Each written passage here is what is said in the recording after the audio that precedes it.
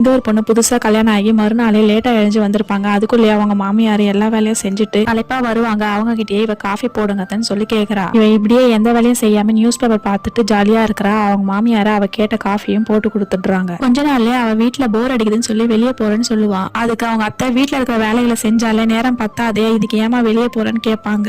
நீங்க சொல்றது வேலை, நான் சொல்றது டைம் பாஸ், நீங்க இந்த வேலையெல்லாம் கண்டினியூ பண்ணுங்க, நான் போயிட்டு வரேன்னு சொல்லிட்டு கிளம்பிடுவான். தென் அவங்க ஹஸ்பண்ட் வீட்டுக்கு வந்ததுமே அவ எங்கன்னு கேட்பான். அவ வெளியே போயிருக்கான்னு சொன்னதுமே சரி நீ காஃபி போட்டு போய் நான் ஃப்ரெஷ் ஆயிட்டு வரேன்னு சொல்லிட்டு கோவமா போயிடுவான். அப்புறம் அந்த பொண்ணு வந்ததுமே அவன் கோவமா இருக்கான், பார்த்து பேசுமான்னு சொல்லி அனுப்புவாங்க. ஆக்சுவலா அவன் கோவமாவே இருக்க மாட்டான். இப்படியே போயிட்டு இருக்கு. கொஞ்ச நாளாவே அந்த அம்மாக்கு உடம்பு சரியில்லாம இருக்கு. அப்படியே கொஞ்ச நாளா அவன் வெளியவே சாப்பிட்டுட்டு இருக்கான்.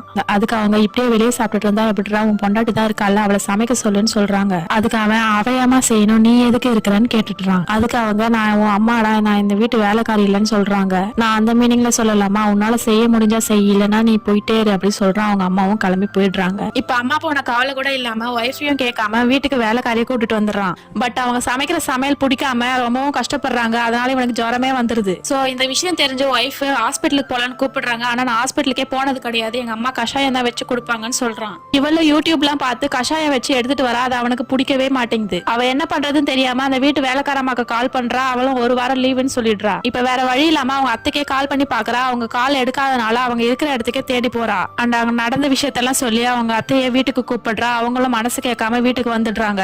தென் அவங்க வீட்டுக்கு வந்ததுமே கஷாயம் கஞ்சி எல்லாமே வச்சு கொடுத்து அவனுக்கு உடம்பு சரியாயிடுது. இவங்க வீட்டுக்கு கிளம்புறாங்க. ஆனா அவங்க மருமகளுக்கு இப்பதான் எல்லாமே புரியுது. வீட்டுல ஒரு பெரியவங்க இருக்கிறது நல்லதுதான், அவங்க சொல்றதை கேட்டு நடந்து போன்னு சொல்லி மறுநாள்ல இருந்து அவங்க கூட சேர்ந்து ஹெல்ப் பண்ண ஆரம்பிச்சிடுறான்.